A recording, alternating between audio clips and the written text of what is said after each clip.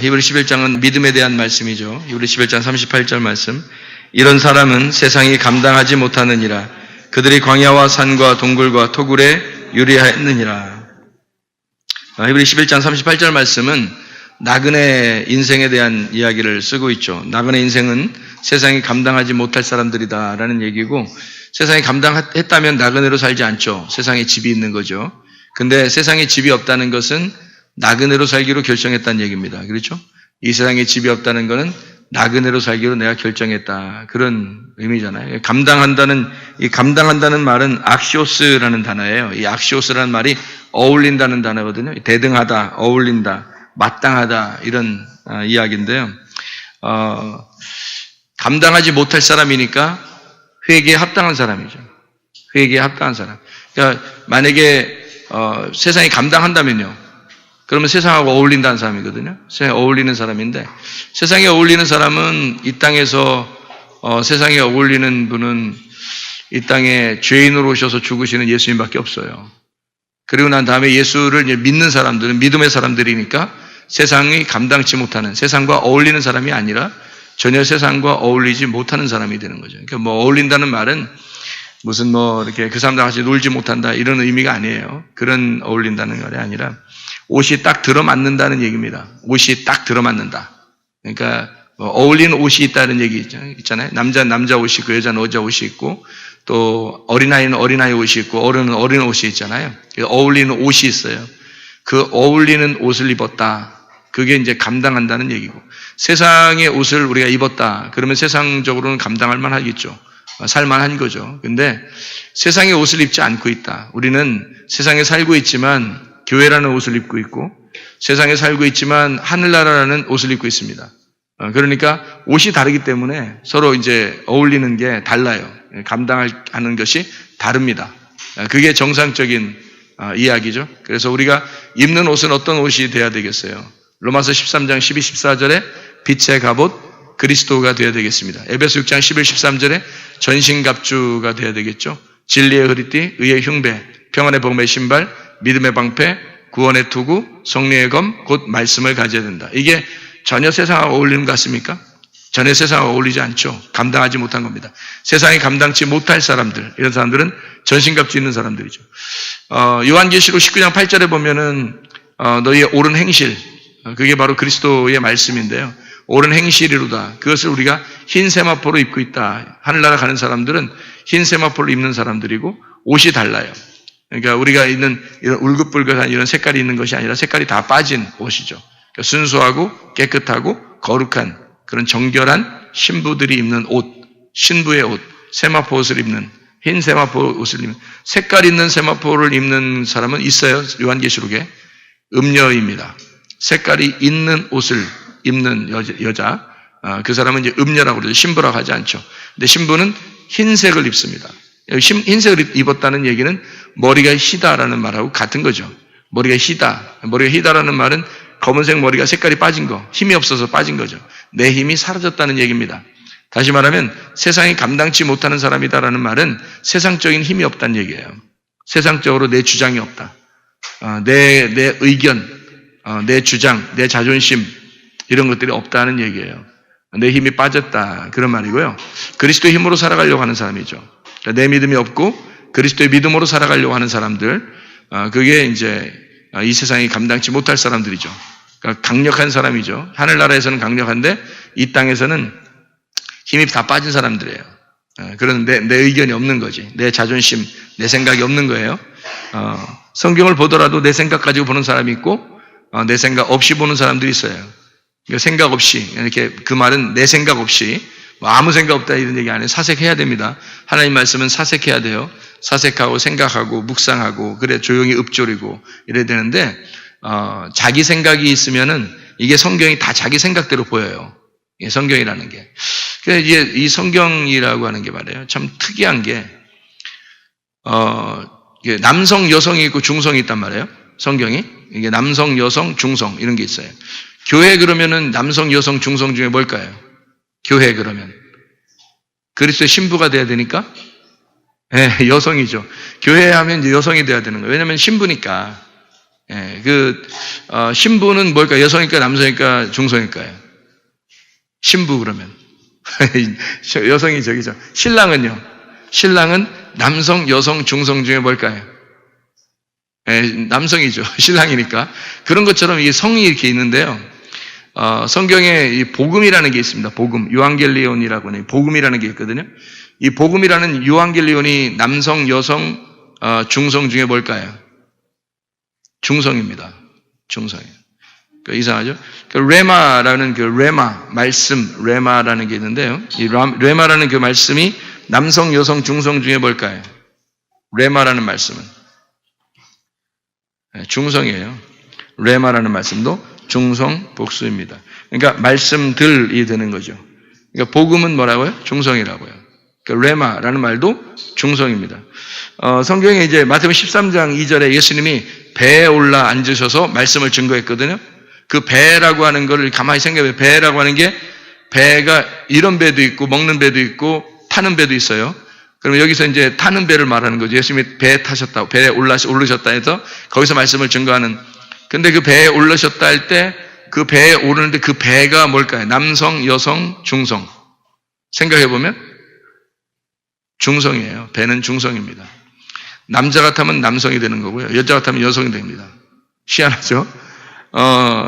그러면은 데살로니가서 5장 23절에 내 영과 혼과 몸이 흠없이 보존되기를 원한다 할 때 그 영 푸뉴마, 이 영이라는 푸뉴마는 남성, 여성, 중성 뭘까요? 중성입니다. 중성, 영이요. 자, 왜 영이 중성일까? 푸뉴마라는 영이 하나님을 나타내는, 하나님으로부터 온 건데 왜 그걸 중성으로 이렇게 표현했을까요? 하나님은 남자도 아니고 여자도 아니니까? 하나님은 남성이에요. 하나님은 왜 남성이냐면 여성을 신부로 맞이해야 되기 때문에 남성으로 표현한 거예요. 근데 그분의 영, 푸뉴마, 이 영이라고 하는 건 중성입니다. 그러니까 왜 중성이라고 표현했냐면 거기에 이제 남자가 받으면 남성이 되는 거고요. 여자가 받으면 여성이 되는 거예요. 그래서 중성인 거예요. 이 영이라고 하는 게요. 원래 푸뉴마 자체는 가운데 있는 거예요. 배도 누가 타느냐 따라서 배가 중성, 가운데 있는 거죠. 레마라는 말씀도 누가 받느냐, 여자가 받느냐, 남자가 받느냐 모르잖아요. 여자 받으면 여성이 되는 거고 남자가 받으면 남성이 되는 거죠. 그러니까 말씀 자체는 중성이란 말이에요. 누가 받아도 상관없도록. 배에 누가 올라타도 상관없도록. 영을 누가 받아도. 예를 들어서 천사의 영을 가지고 있다 그러면 어디에 있을까요? 하늘에 있는 거예요. 악마가 귀신의 영을 가지고 있다 그러면 지옥에 있는 거예요. 그러니까 귀신의 영은 지옥에 있어야 되는 거고 하나님의 영은 하늘에 있어야 되는 거예요. 그래서 영 자체는 중성이라고요. 이 자체가. 그러니까 영은 가운데 있는 거란 말입니다. 몸이라고 하는 게 소마거든요. 데살로니가서 5장 23절에 영과 혼과 몸 할 때 그 몸이라고 하는 게 남성일까 여성일까 중성일까요? 중성이에요. 중성. 몸이 중성이에요. 소마라고 하는 건요. 왜냐하면 이게 여성의 몸일 수도 있고 남성의 몸이 될 수도 있잖아요. 이게죠. 몸이라는 자체가. 근데 몸이 만약에 죄를 가지고 있다. 우리가 죄를 지었다. 몸을 가지고 죄를 짓는다. 그러면 육체라고 그래요. 그걸 육체. 근데 이 몸으로 하나님의 일을 하고 있다 그러면 그게 그리스도의 몸이 되는 거예요. 그러니까 그리스도의 몸 자체는 중성이죠. 그래서 요거를 남자가 들어올 수도 있고 여자가 들어올 수도 있다는 얘기예요. 이 몸을 가지고. 그죠? 그러니까 이렇게 생활할 수도 있고 저렇게 생활할 수도 있는 거예요. 이 몸 자체가 이걸 이제 바울 사도가 얘기하는 거는 그 몸으로 하나님 앞에 거룩하게 행동하라 그렇게 말하죠. 그 몸으로. 그러니까 육체적인 삶을 살지 말고 거룩한 하나님의 백성이 되어라. 이제 그렇게 몸을 갖다 얘기를 하죠. 비밀이라고 하는 게 이제 에베소 5장 32절의 말씀에 나오는데요. 에베소 5장 32절에 무슨 얘기를 하다가 비밀이라고 그러냐면 남편과 아내에 대한 이야기를 하다가 비밀이라고 그렇게 말을 해요. 그 비밀이라고 말하는 비밀 미스테리온이라는 단어인데요. 그게 남성, 여성, 중성 어떤 걸까요? 그것도 중성입니다. 비밀스러운. 그러니까 하나님의 말씀이 비밀로 감추어져 있는데 남자에게 열어질 수도 있고 여자에게 열어질 수도 있는 거예요. 그 비밀이. 그러니까 누구한테만 속해 있는 게 아니란 말이에요.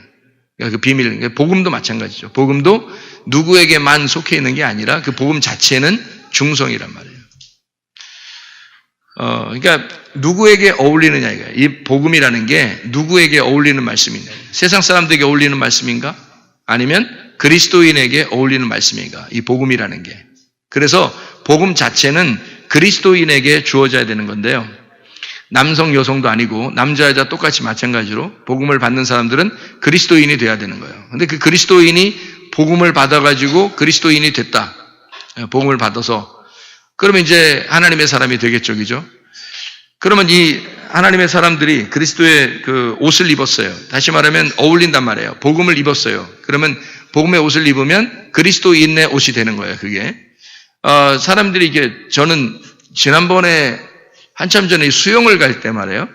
목사님들하고 수영을 갔는데, 갈 때 보니까 저는, 이 옷이라는 게 그냥 이렇게 반바지 입고, 이렇게 티 입고, 그리고서 이제 수영을 하면 되는 줄 알았어요. 그런데 저만 그렇게 입었더라고요. 아무도 그렇게 입은 사람이 없더라고. 그때 깜짝 놀랐어요. 내가 시대를 이렇게 뒤져서 살고 있는가, 이게 너무 내가 이게 안 맞는 거예요. 다 모든 사람들이 뭘 입었냐면 요즘에 말하는 레깅스라는 게 있더라고요. 레깅스라고 그러나 뭐 하여튼 수영복인 것 같은데 딱 달라붙는 옷이 있더라고요. 저는 그때 처음 봤어요. 어디 이제 수영할 일도 별로 없었고 무슨 수영장 가면 이제 수영복 입는구나 그렇게는 알았지만 밖에서 그렇게 바닷가에 가는데 그렇게 입는 사람 이걸 몰랐으니까 못 나가봤으니까 몰랐는데 한번 목사님들 사모님들 같이 나갔는데 세상에 우리 식구만 반바지에다가 그냥 티를 입은 거예요. 우리만. 그 사람들이 우리를 이상하게 보고 우리는 그 사람들 이상하게 보이고 그렇게 했는데 그래서 이제 하여튼 그 자리에서 최고 재밌는 건 내가 돼야 되니까 그래서 최고 재밌게 이제 하고 왔단 말이에요. 뭐 별거 아니네, 뭐 똑같네, 뭐 이렇게 하고서 왔는데 우리 집사람이 생각을 해보니까 너무 억울한 거야. 바닷가를 또 가는데 너무 억울했는가 봐. 그래서 그 레깅스인지 뭐 이렇게 딱 달라붙는 옷을 준비를 해온 거예요. 이번에는 준비를 해와서 이제 이걸 입었어요. 제가 입고서 진짜 민망스럽지. 입은 게 민망스럽게 보이더라고, 이상하게. 그렇게 이제 입고서 뭐 좀 날씬하고 그런 사람들 입고 그러는데 뭐 민망스럽더라고. 근데 뭐 민망하나 마나 우리끼리 있으니까 우리가 바닷가 한쪽을 이렇게 전선해가지고 배를 타고 가서 거기서 우리끼리만 노니까 뭐 괜찮다 생각하고서 이제 갔단 말이에요. 이 물에 이렇게 들어가 봤거든요. 틀리더라고. 이 접촉하는 게 다 틀리더라고요, 이게. 괜히 그걸 입는 게 아니더라고요. 내가 크게 깨달았어요. 뭘 깨달았느냐? 수영할 땐 수영복 같은 걸 입어야 되는구나. 이거를 크게 깨달았다. 그러니까 아무거나 입고 들어가는 게 아니었구나. 이거를 깨달은 거예요. 이게 다르구나. 확실히 다르더라고요. 이게 이 느낌이라는 게 확실히 다르고 물의 저항력도 확실히 다르더라고요. 이런 게 있었구나. 이 세상 사람들이 괜히 이런 거 입는 게 아니구나. 이거를 처음으로 깨달았어요. 그걸 보면서 우리 그리스도인은 어울리는 옷이 있지 않을까라는 얘기입니다. 분명히 어울리는 옷이 있는데 모르고 입으면 아무거나 입고 살아갈 수가 있다는 얘기예요. 아무거나 입고서. 그러니까 그리스도인은 그리스도인다운 옷이 분명히 있을 거라고. 소방관이 불 끌어가면서 경찰관 옷 입고 가면 되겠냐고. 아니라고요. 소방관 옷이 분명히 있다고요. 그거 입고 가야 안전하다고요. 경찰관이 만약에 소방관 옷 입고서 이렇게 교통신호 이렇게 정리한다면 어떻게 해요? 누가 서요? 안 씁니다. 경찰관은 경찰관 옷을 입어야 이게 딱 손가락만 이렇게 딱 이렇게 하면 딱 씁니다. 그렇게 하는데 소방관 옷 막 이렇게 한 거 입고서 말이에요. 막 이렇게 막 쓰라고 해도 안 서요. 경찰관 옷을 입어야 돼. 경찰관은 경찰관 옷이 있어야 되겠더라. 수영할 때는 수영복이 꼭 있어야 되겠더라. 그런 게 따로 있구나, 옷이. 어울리는 옷이 있구나. 남자는 남자 옷을 입을 때 뭔가 이렇게 좀 품이 있고 말이에요. 품이 있고 이렇게 되는데 여자 옷을 남자가 입으니까 어떤 사람이 이렇게 막 웃기려고 왜 나와서 입는 사람들 있잖아요. 이렇게 남자가 여자 옷 입고 이러면 안 어울리죠. 막 이상하죠. 이제 막 쫄리고 막 자꾸 이렇게 잡아당기고 막 이런단 말이에요. 안 어울리니까 그런 거예요. 안 맞으니까. 또 여자가 남자 옷을 입으면 어떻게 해요? 그것도 안 맞는다고요. 여자는 여자 옷을 입을 때 이쁘고 남자는 남자 옷을 입을 때 이쁘더라고요. 어른이 애들 옷 입는 거 아니고 애들이 어른 옷 입는 거 아닙니다. 그렇죠? 다 어울리는 옷이 있는 거예요. 각자에게. 그리스도인은 그리스도의 옷을 입으셔야 합니다. 그래야 그게 복음인 거예요. 그러니까 그리스도인답게 복음을 입고 살아야 된다. 그리스도인이 입는 복음. 그래서 천사의 말을 할 거냐, 악마의 말을 할 거냐. 네가 어떤 말을 해도 어떠한 영을 가져도 천사의 영을 가지면 하늘에 있고 악마의 영을 가지면 너는 땅에 있을 거다. 그러면 이 둘 중에 어떤 영을 갈 거냐, 누가 어떤 선택을 할 거냐 이거야. 이건 중간인데 그 영 자체는, 그 복음 자체는 중간에 있단 말이에요. 그러니까 누가 선택을 해도 그 사람 거란 말이에요. 그게 그 영, 그 복음이 자기 거라고요. 그러면 우리는 그 옷을, 내가 어떤 옷을 입느냐에 따라서 그런 사람이 되어버리는 거죠. 그죠? 그러면 우리가 그리스도인으로서 그리스도인의 옷을 입는 것은 당연하다. 그것이 의의 옷이고 그리스도의 옷이고 빛의 갑옷이고 전신갑주가 된다.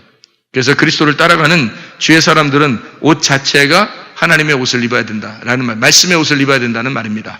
그 말씀으로 무장하셔서 승리하는 사람 되셔야 되겠습니다. 생명나무 길이라는 게 있어요. 생명나무 길이 생명나무 길을 제가 가만히 생각을 해봤어요. 창세기 3장에 24절에 나와 있는 말이거든요. 근데 거기에 보면 생명나무 길을 막아놨다 그래요. 생명나무 길을 막아놨다. 그러면 생명나무 길을 막아놨는데 어떻게 이게 생명나무 길이 언제 열려야 되잖아요. 그죠? 생명나무 길을 막아놨으니까 언젠가 열어야 되잖아요. 그러면 여기서 뭘로 막아놨어요? 창세기 3장 24절에 그룹들과 두루두는 불칼 두어서 생명나무의 길을 막아놨다. 이렇게 지키겠다. 그런 얘기 했거든요. 그러면은 어딘가 그 불이 막 갈라져서 뭔가 열어지는 게 있어야 될 거 아니에요. 그게 사도행전 2장에 보면 오순절날 성령 충만할 때 불이 혀같이 갈라지면서 이게 열린 적이 있었다고요. 그러면 이게 뭔가 길이 막혔다가 길이 여는 게 있었단 말이에요. 그죠? 그러면 이게 뭐를 설명하려고 하는 것이냐라고 하는 것을 우리 보니까 그런 게 이제 우리가 복음이라고 그러면 복음은 고린도전서 15장 1절부터 4절에 보니까 복음은 십자가와 부활일 복음이라고 그럽니다. 그죠? 그러면 십자가는 뭘 말하는 거죠? 죽음을 의미하는 거고 부활은 살아나는 것을 의미하는 거예요. 그러면 죽음과 부활에 대한 것이 복음인데 그러면 우리 속에서 나와 그리스도 하나님만 있으니까 나와 하나님만 존재하죠. 이 세상에 뭐 어떤 사람도 존재하지 않습니다. 나하고 하나님만 존재하는 거예요. 나머지는 다 우리가 보는 배경 화면이에요. 나하고 하나님이 살아가는데 여러분 전체가 다 나의 배경이라고요. 내 환경이라고 이게. 여러분 자신들도 마찬가지예요. 여기 이제 권사님이 만약에 이 땅에 살아간다면 하나님과 권사님만 존재하는 거고 나머지는 다 저까지도 다 배경인 거예요. 그 환경, 배경 이렇게 둘러싸여서 이 권사님을 잘 이렇게 살아가게 만들어주는 배경이 되는 거라고요. 그러니까 주인공은 누구냐면 권사님인 거예요. 권사님한테는.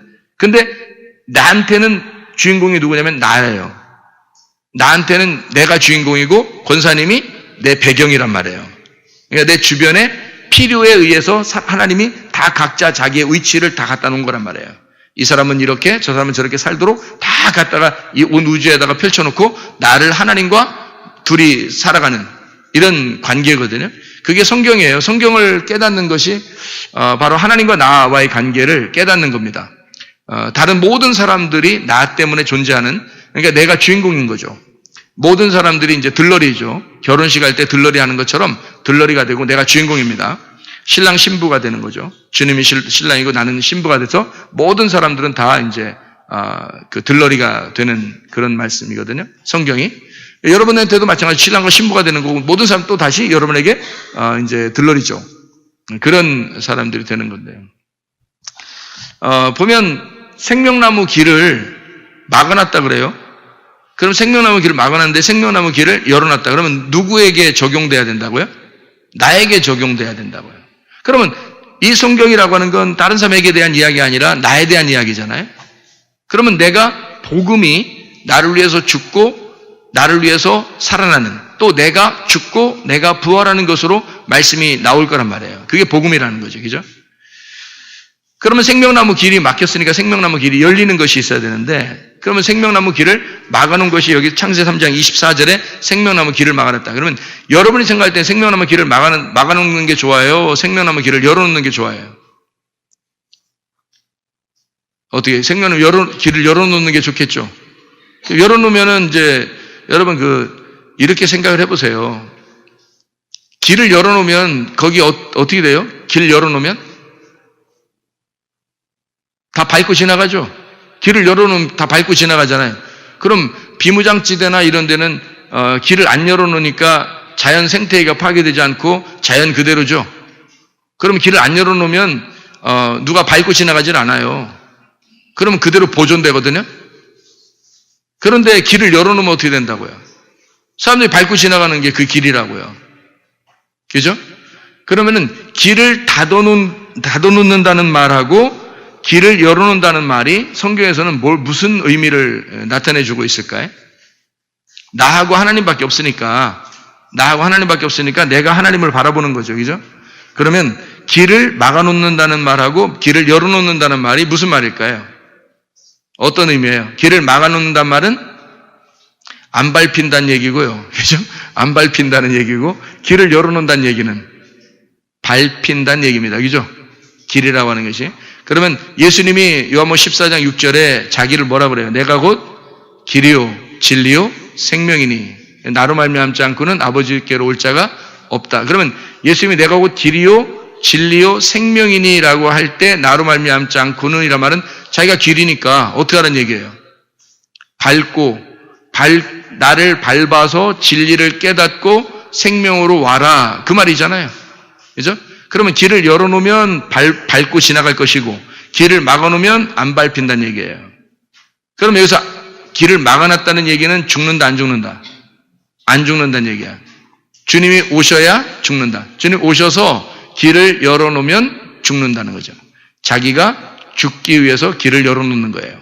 자, 이해가 되겠습니까? 길이라고 하는 게 막아놓으면 아무도 지나가지 못해요. 그렇죠? 근데 생명나무 길을 막아놨어. 왜 생명나무를 막지 않고 생명나무 길을 막아놨을까? 그런 얘기죠. 생명나무가 누구예요? 지혜의 말씀이신 예수님이란 말이에요. 그러면 왜 그 길을 막아놨을까? 니네 보고 나 죽이라고. 니네 보고 나 밟아 죽이라고. 자기가 길이 될 테니까. 니네가 나 죽여야 나를 먹을 수가 있는 거다. 그러니까 예수가 죽으시고 예수가 부활하는 게 복음인데 그건 중성이에요. 누가 와서 따 먹어도, 누가 와서 먹어도 자기는 누구에겐가도 줄 수 있는, 그게 복음이라고요. 주님이 그렇게 우리에게, 그러니까 네가 그거 먹고 복음으로 살려고 하느냐? 그럼 넌 복음의 사람이 될 거다. 누구나 남녀노소 할 것 없이. 그러면 그거에 어울리는 사람이 될 수 있다는 얘기예요. 복음에 어울리는 사람. 그러면 반대로 복음에 어울리지 않는 사람도 있을 거란 말이죠.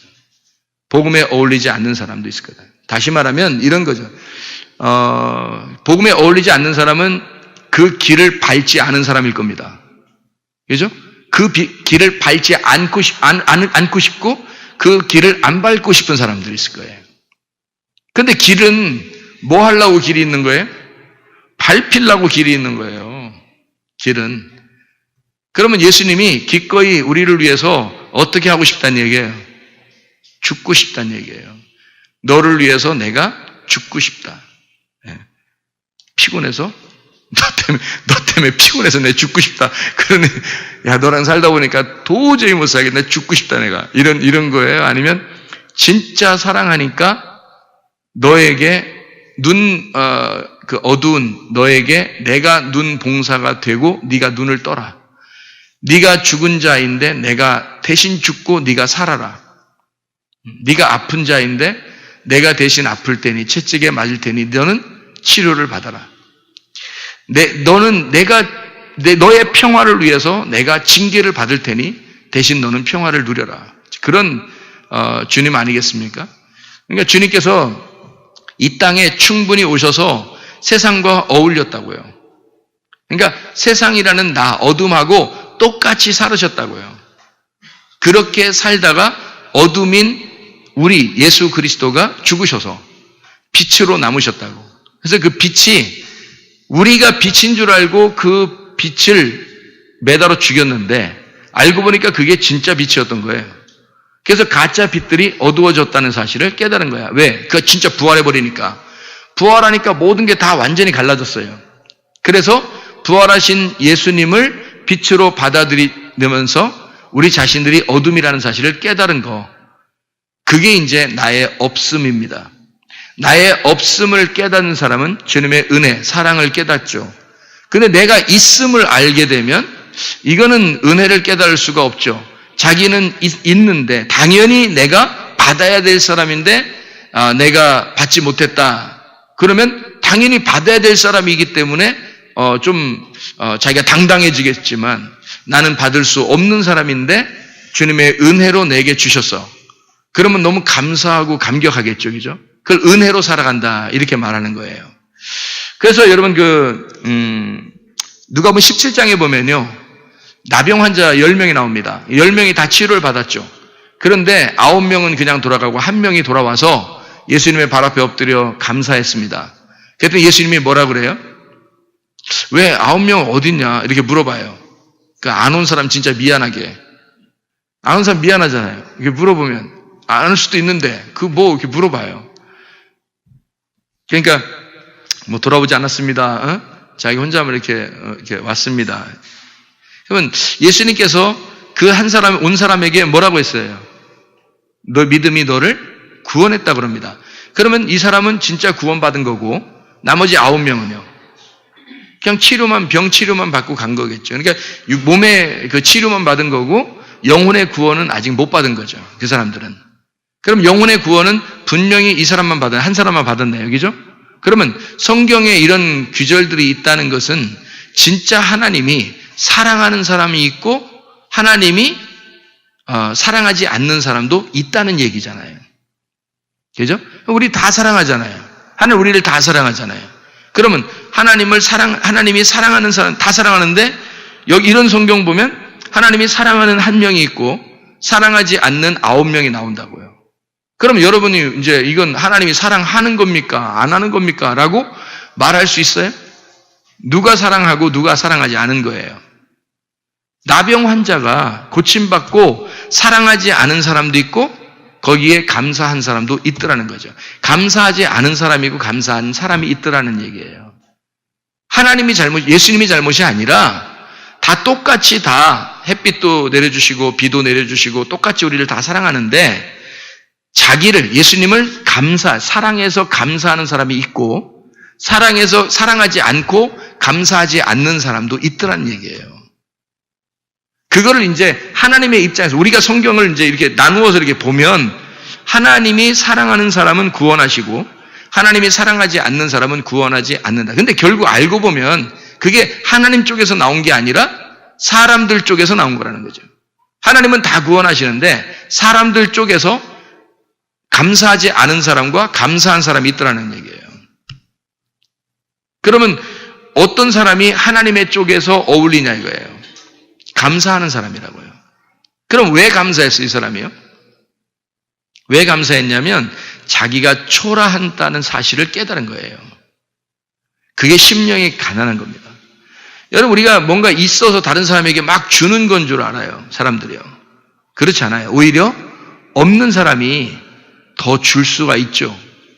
없는 사람이 그 마음으로 주는 사람이 있다고요.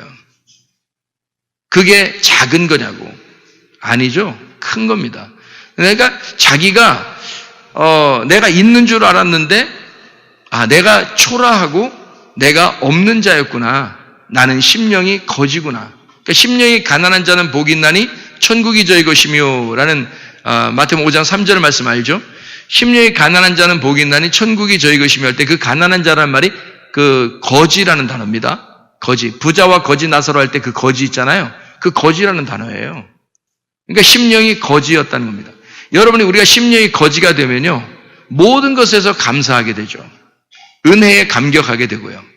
그런 초라한 사람이면 누군가에게서 뭔가를 받아야 된다고 생각하죠. 왜냐면 거지니까. 그런 사람이 은혜를 받은 사람이라는 거예요.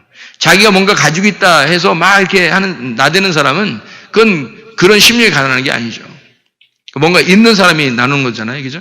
그러니까 물질적인 이런 겉의 모습을 얘기하는 게 아니라 사실 영적으로 보면 우리보다 다른 나라에 있는 사람들이 훨씬 더 가진 자인 사람들이 많을 거란 얘기예요.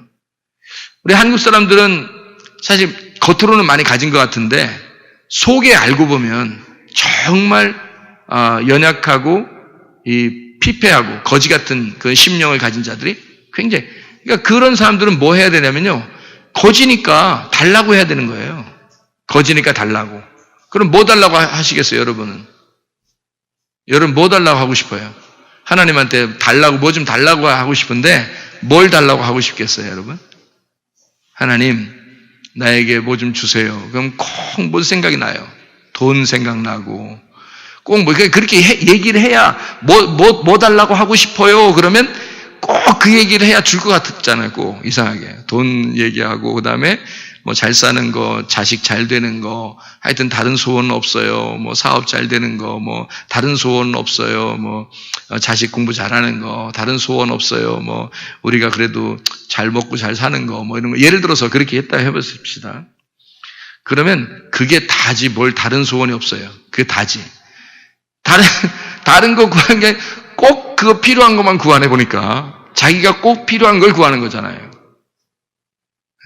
생각을 해요. 우리가 그거 말고 진짜 어떤 조건과 상관없이 주님을 그냥 사랑할 수 없느냐 이거예요. 삭개오처럼 주님을 그냥 보고 싶어서, 알고 싶어서, 그냥 그 주님을 깨닫고 싶어서 나무에 올라가는 삭개오처럼, 사마리아 여자가 메시아가 오면 나에게 다시는 물을 안 들어오게 해줄 거면서 예배를 알려줄 거라고 생각하잖아요.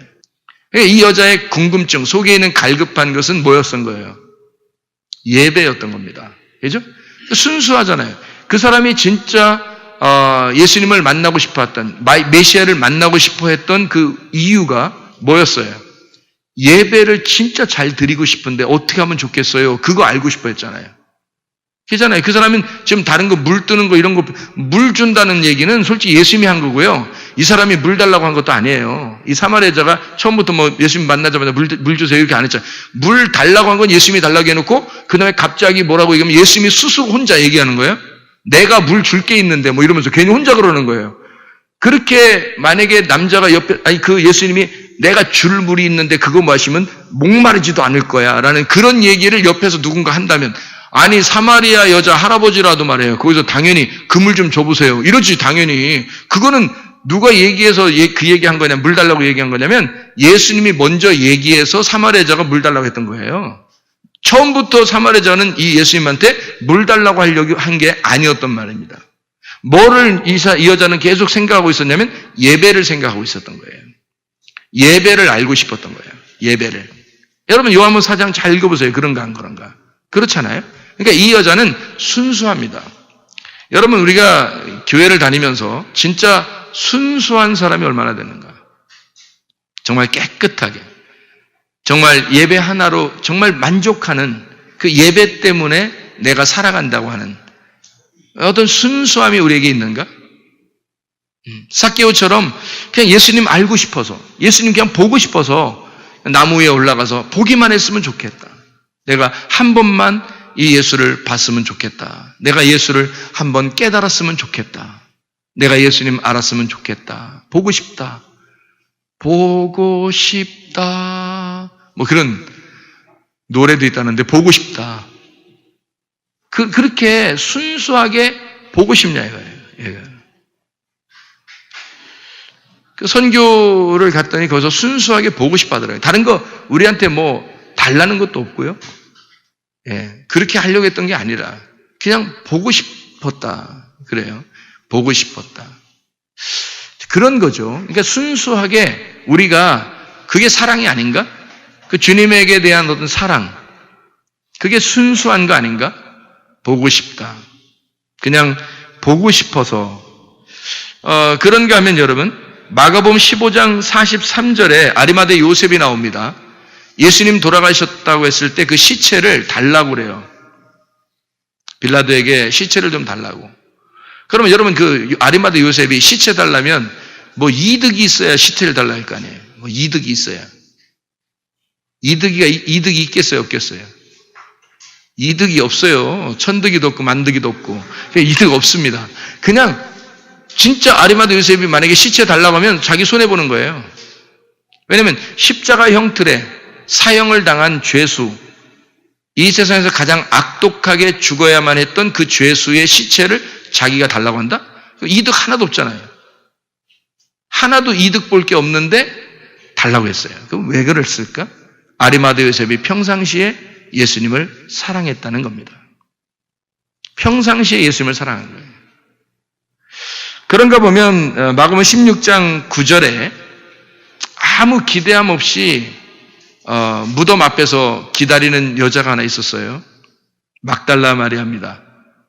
이름하여 막달라 마리아, 막 달라고 한 거예요. 그 여자가 예수님 부활했다는 건 꿈에도 생각 못하고 부활한 몸을 달라고 한 게 아닙니다. 이 막 달라고 하는 게, 이 막달라 마리아가 막 달라고 하는 게 말이에요. 예수님 부활한 거 달라고 한 게 아니에요. 무덤 앞에서 누굴 기다리냐면 예수님 시체가 누가 훔쳐간 건 아닌가. 예수님 그 죽으심, 그 모습 한번 더 보고 싶다. 그래서 찾아온 여자예요. 막달라 마리아. 그래서 거기에 그 마가복음 16장 9절에 보면 거기에 보면 예수님이 처음으로 막달라 마리아에게 보이셨다 이렇게 돼 있어요. 처음으로. 그러니까 부활하시고 난 다음에 막달라 마리아에게 7 귀신 들렸던 막달라 마리아에게 처음으로 보이셨다. 그러니까 그는 완전하게 세상적인 여자였어요. 다시 말하면 7 귀신이 들렸잖아요. 7이라는 건 완전한 얘기고 완전한 세상의 영을 가진 자였단 말이에요. 근데 예수님을 만나서 반대로 완전한 하나님의 영을 갖게 됐어요. 이 여자가. 그러니까 예수님을 순진하게 사랑하는 거예요. 순진하게. 그냥 그가 죽었어도 그 몸 한 번 더 보고 싶어서 찾아온 여자라고요. 그거를 예수님이 아신 겁니다. 그래서 그 여자에게 처음으로 보여주었다. 자기를 원래 이제 하늘나라 올라가서 대제사장이 한번 뿌리는 하늘나라의 제사 피를 뿌리고 내려와야 되거든요. 그런데 그 올라가기 너무 급해서 올라가기도 전에 막 보여주는 그런 처음으로 부활하고 난 다음에 보여주는 여자였단 말이죠. 여러분이 그리스도를 사랑하는 건 어떤 마음일까? 삭개오 같은 또는 아리마대 요셉과 같은 아니면 한 명의 그 나병 환자 그 주님께 감사하는 그 사람 아니면 사마리아 여자 같은 아니면 막달라 마리아 같은 어떤 그 순수함 그 주님을 정말 사랑하기 때문에 그냥 조건도 없고 목적도 없이 뭐 기대하는 게 없이 그냥 순수하게 주님을 사랑하는 하나님 말씀을 순수하게 사랑하는 마음으로 우리는 예배를 참여하고 있는가? 어떤가? 우리 자신들은 진짜 하나님을 사랑하는가?